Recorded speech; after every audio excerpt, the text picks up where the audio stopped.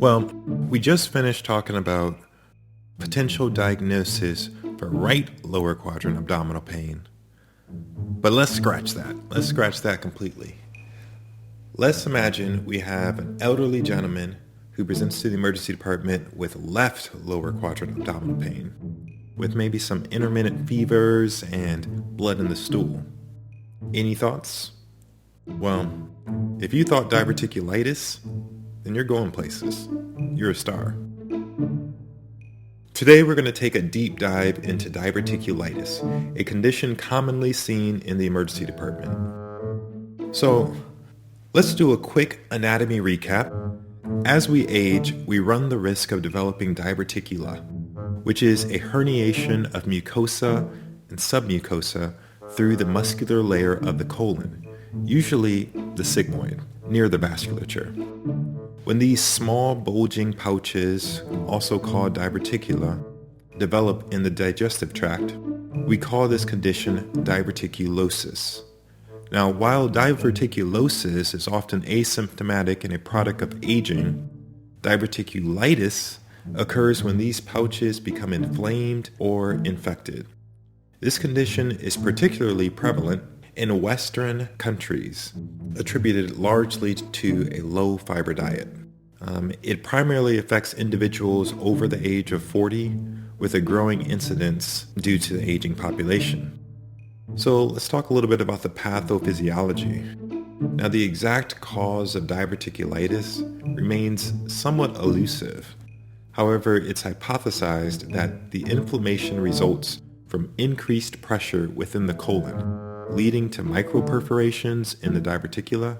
Factors such as diet, lack of exercise, and obesity are thought to play contributory roles. Additionally, there is evidence to suggest a link with changes in the gut microbiome.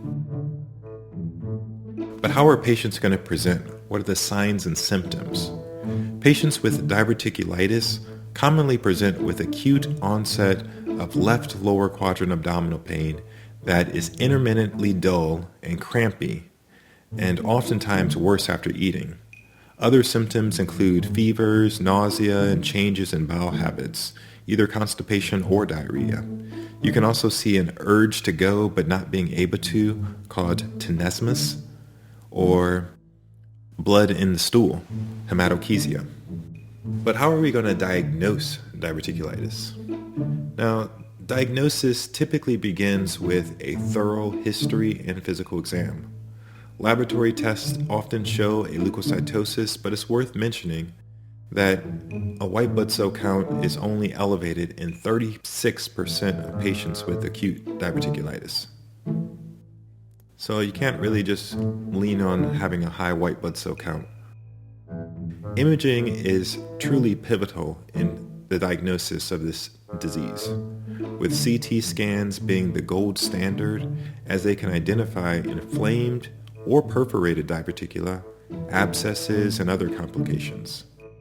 CT scan may reveal colonic wall thickening, localized mesenteric inflammation, and or abdominal fluid collection, which indicates the development of an abscess. So how are we going to treat diverticulitis? Well, IV fluids, especially if nausea and vomiting are present for fluid resuscitation.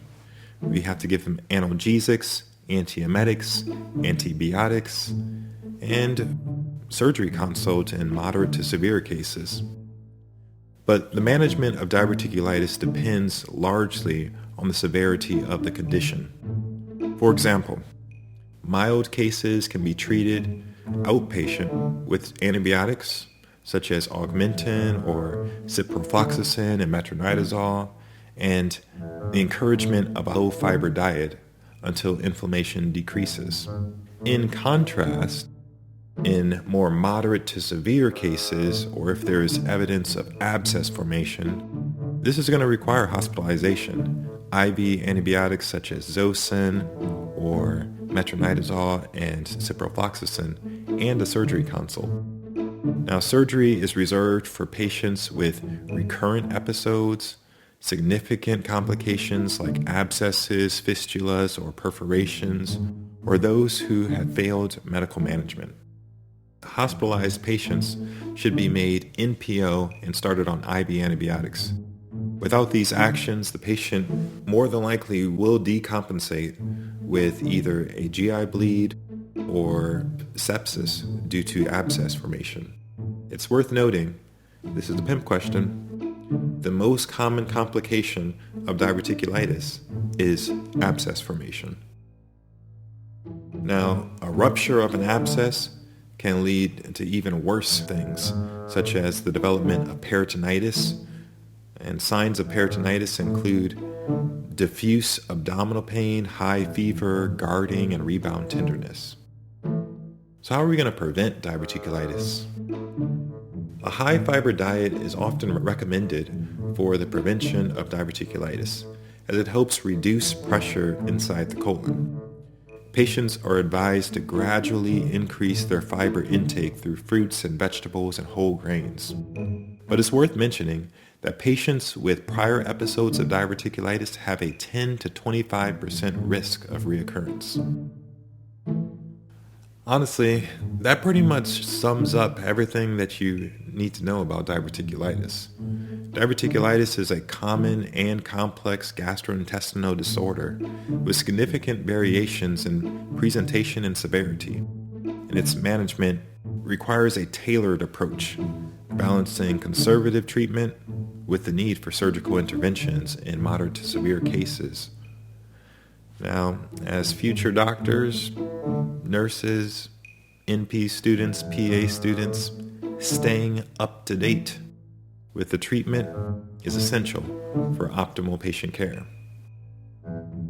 As always, keep your head up. You're doing great. You're better than what you were yesterday. That's a lot. Learn something new today. You're going to be a great doc. Sometimes you just got to hear that.